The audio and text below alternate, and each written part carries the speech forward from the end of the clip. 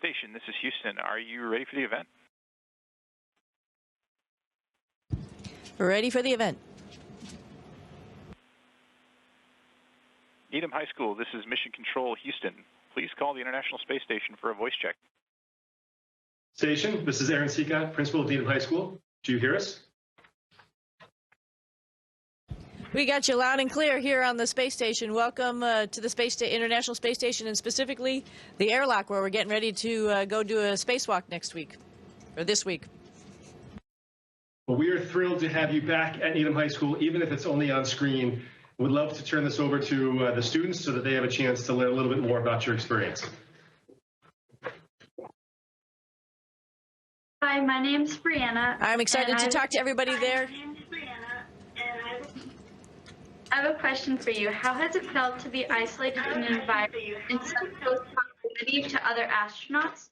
And is there ever conflict between other astronauts? Hey, Brianna, you know, the space station's pretty big. You know, it's like the inside of an airplane, essentially, and has other modules that stick out to the side. So, you know, and we also have some great windows. We have a cupola right across from me, actually, behind where you are, and then another window in the lab, and then the Russian segment down on the other end has a couple windows. So, you know, you don't really feel isolated, and everybody has a lot to do. So, you know, we're usually very busy. So I don't necessarily feel like I'm isolated. I also get to do this, have conversations with people back at home, including my family. So, you know, you sort of don't necessarily get that feeling. And yeah, we all have different personalities, but we learn about each other before we fly. We train for a number of years, actually, and get to know each other. And so we know where each other's hot buttons are. We try not to push them. And so generally we get along up here. We all have a common goal. And so it's actually a lot of fun.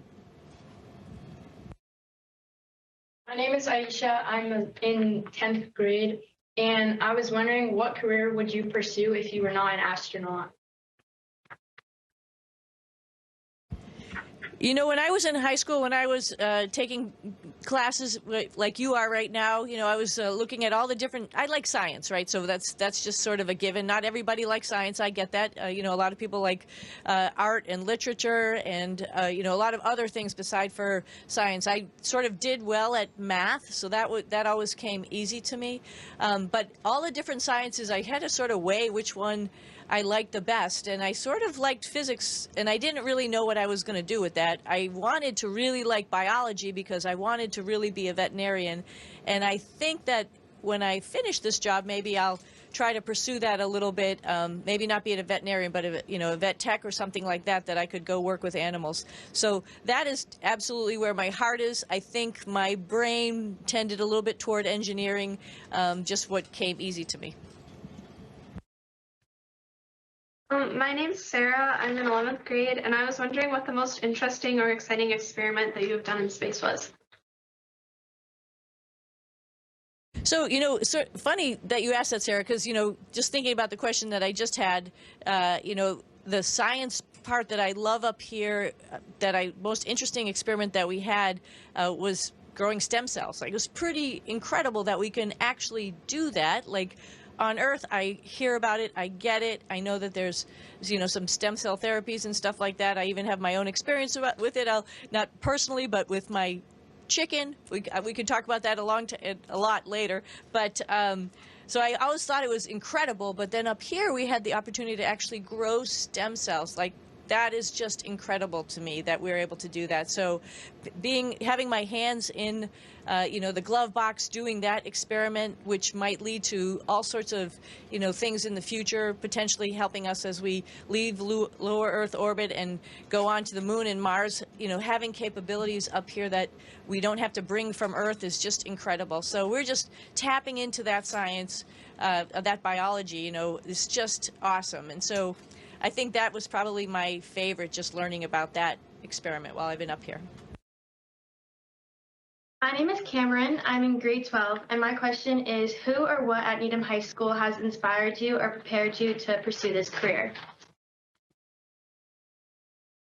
Yeah, I am so thankful that I grew up where you guys are growing up right now in Needham. I didn't realize it at the time. I'm not sure if all of you guys get it either. But just a very cool place. It's close to Boston, close to, you know, the mountains, the ocean, and all that kind of stuff that really led me to an outdoor life when I was a kid. My parents always took us camping, always took us to, you know, to the beach in the summer. Stand by for just 1 second. Switch the switches to alpha to Bravo. Things always happen funny up here. So anyway, so I was so thankful for all of those opportunities as a kid growing up to go camping and hiking, go swimming at the beach, go downtown in Boston. You know, there's so many amazing arts things to be associated with there. So all of that, I think, culminated with my being able to grow up in Needham, going to a great school with great classes, taking AP classes. I think that all contributed to my desire to be curious and try to understand more than what was just right there. So I hope you guys take advantage of that. My name is Adam. I'm in 11th grade. What is the most amazing thing about your job that nobody knows about? Adam, that's an interesting question. The job is mostly on the ground. This time, maybe not. That's why I'm chuckling a little bit, because we came up here for 8 days and now we're up here for a number of months. But most of the time, the job is actually on the ground, and it's actually about how we're taking the next step forwards, how we're come back with our experience and lend that into the next spacecraft. You know, I was working on Starliner, which is a brand new spacecraft, going to fly home on Dragon, which is also a newish spacecraft. And I had the opportunity for about 5 years to work with both companies and see how they were integrating the human being into the spacecraft, leveraging my experience from Space Shuttle and Soyuz. And that was just really rewarding. But I think people don't realize that most of the time, like I said, 5 years or so, you spend on the ground for maybe, one, 6-month mission up here. Mine may be a little bit different for other circumstances. But so I think that's what people maybe don't understand, is we're just helping this process step by step along the way. And then every now and then we get to fly in space, which is pretty darn cool. How has your longer than expected stay on the ISS affected you and your family? What? Yeah, good segue. Good segue question. Yeah, it was a little bit of a shock, actually. We knew that it would be longer than 8 days, more than likely, just because it's a first time we were flying the spacecraft. So we're going to find some things. We got to figure it out. We got to talk about it, see if we can make any changes software-wise and all that kind of stuff. So we knew that would be probably a month or so, honestly. But the extended stay was just a little bit different. And, of course, everybody has plans, right? You have plans, and then you have a snow day if your superintendent will give it to you. So you didn't get to take your test or something that day, so you just move it to the next day. So, it's the same type of thing. I have plans with my family. My mother's getting a little bit older, so in that regard, I just try and stay in touch with those guys as much as possible. I think I talk to my mom practically every day, just check in with her and call her and see how she's doing. So it's just a little bit different relationship than we had potentially planned on for the last couple months, but we're managing, and I think it's fun. A lot of people get to come along with me. I've sent a lot of emails back to home, to friends and family. Hopefully you guys have got to see them and read some of them and share all of this experience with everybody. My name is Ashton. I'm in grade 12, and I was wondering, what are your favorite and least favorite parts of your job? Oh, my favorite parts of the job will probably this part right here, hanging out, working in the airlock, and then actually going outside. These are our spacesuits right here. This is the one that I'll be in. This is the one that Butch will be in on Thursday. We go out the hatch right there, and then we'll be working on the outside of the space station. I love it. It's super fun. It's just incredible. It's a lot of hard work, though. So my least favorite part is I would say favorite and least favorite is we have to work out every day, and there's no taking a break from that to get ready to do spacewalks, but also to get ready to come home. And so every day you got to wake up and go, okay, I'm going to get on that resistive exercise machine and do squats. Okay, I'm going to get on that treadmill and run today. So it's a love-hate relationship. I like to work out, so I think that's good, but it's also a necessary evil, I guess. My name is Sylvia. I'm in 11th grade. And how would you describe how microgravity feels to people who have never experienced it before? Yeah, that's a good question. And, you know, I always tell people it's sort of like swimming, but it's also sort of like flying. Like there's no resistance. You can tell my crazy Einstein hair here. And, you know, you can do things that like a gymnast can do without any effort, without any training. And it's pretty fun. You're sort of flying through the lab. I mean, honestly, I've been up here long enough right now. I'm trying to remember what it is like to walk because I haven't walked, I haven't sat down, I haven't laid down. You don't have to. You can just close your eyes and float where you are right here, and it's pretty incredible. So I guess it would be like levitating, I suppose, but it's a little bit like swimming, it's a little bit like flying. My name is Ada. I'm in grade 12. What would you do to stay calm during a spacewalk?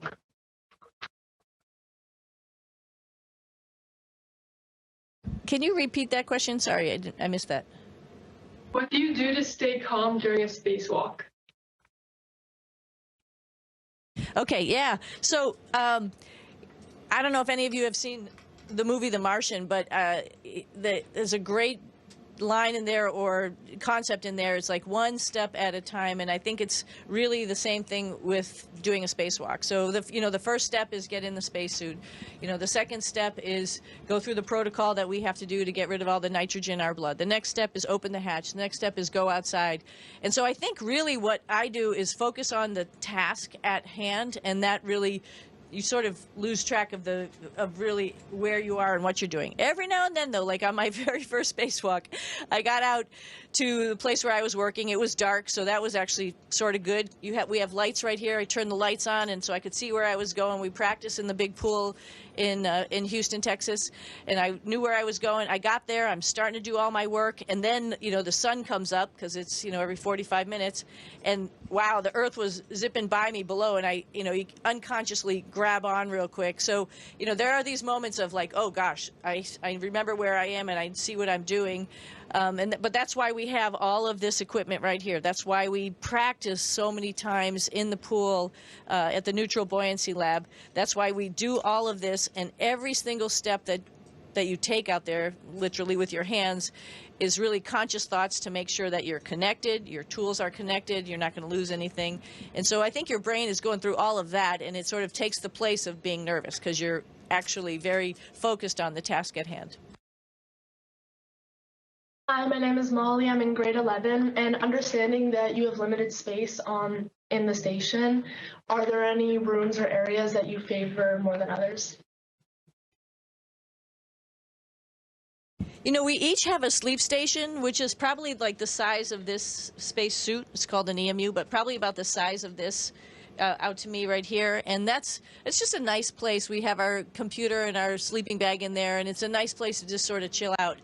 So if for relaxing, that's probably it. But right now we have our Dragon capsule, which is docked to the top of the space station on the very front of the space station. So it has two windows that look out forward. And generally it's turned off because it's in a sleep mode, and so it's dark in there. And going up in that Dragon capsule when it's dark and it's nighttime outside and just looking at the universe is just incredible. It's so, aside from our sleep station, it is probably the second peaceful place on this space station. And I try to do that at least once a day, take a little break and look at the universe. My name's Chloe. I'm in 11th grade, and I was wondering what the docking process is like. Yeah, Chloe, that's a very great and complicated question, and I'm going to try to make it simple. It's pretty awesome. I'm not sure if you guys learn anything about orbital mechanics in high school. I wish I had, because the concepts are just incredible. So the way most spacecraft dock is, we approach the space station from behind. And then fly underneath it, and then come up in front for vehicles that are parked in the front of the space station, come up in front of it, and then get on an axis to come in toward the space station and dock. And all that time we're sort of slowing down because it is a rendezvous, right? The space station is coming at us, we're coming at it. and we're gonna want to dock to it and meet.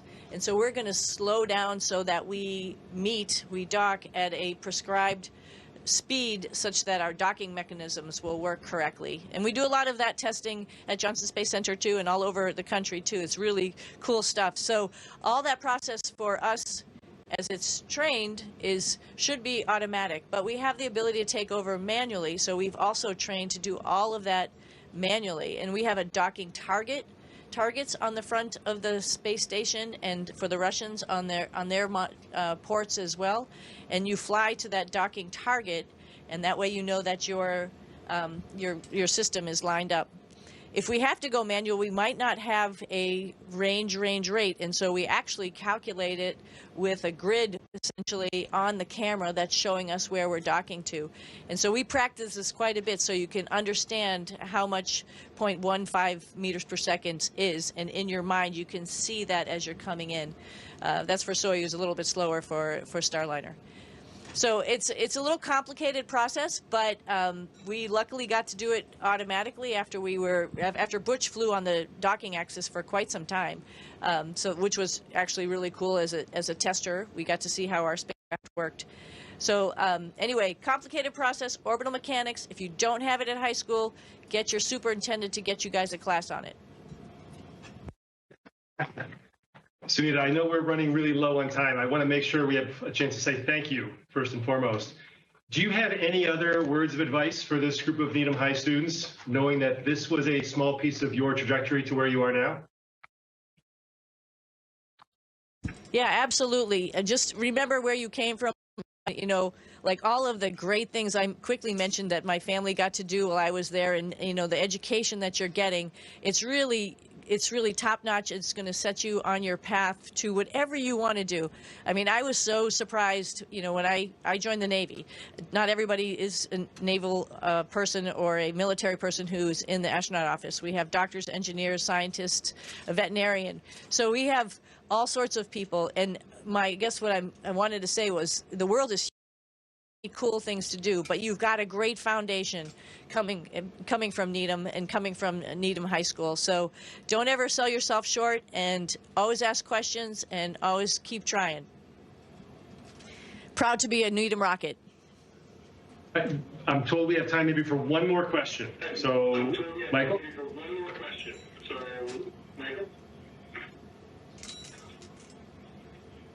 Here's the question. I'll give it to you. Can you see any man-made things from the ISS other than city? Absolutely. You know, some things that come in are very obvious, is like, for example, when it's not cloudy, the Panama Canal. It's usually not cloudy, so you can see the Suez Canal. Can see pyramids. Sort of need a good lens to be able to see them. You know, all sorts of features are easy to see. Actually, Don Pettit, who's up here, is a great photographer. We saw the Burj Khalifa in the UAE the other day from a picture that he took, and then also there's a huge Indian ceremony going on in India. We were able to see all the lights that lit up the river where that ceremony is going on. So yeah, human impact is obvious on this planet. I've seen it from my missions before to this one, how many more people we have and how much we're impacting some of our environment when it comes to glaciers and other things like that. So yeah, we can see man-made things from up here. It's pretty obvious that people live on this planet. So you take that a step further, when we go to Mars, I think we'll be able to see if something's there as well. I would suggest going at night to see if we see any lights. Sunita, thank you so much for this time. This was an awesome experience for all of them. Can we give a thank you to Sunita Williams? Thank you. We hope you get home soon. Well, thank you guys. Thank you guys, and again, it's proud to be a Needham Rocket, and I can't wait to get home and come to Needham and see you guys in person. Station, this is Houston ACR. That concludes the event. Thank you to all participants. Station, we are now resuming normal operational communications.